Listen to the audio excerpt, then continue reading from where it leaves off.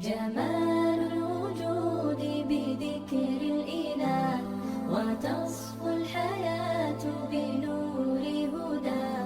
جمال الوجود بذكر الإله، وتصفو الحياة بنور هدى. وتطلب نفس له طاعة، ويبلغ سعد إلى منتهى.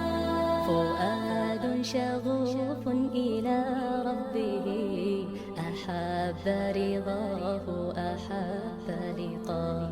يظل يجيء إلى ربوة قرار، ويسمو وذا مرتغى.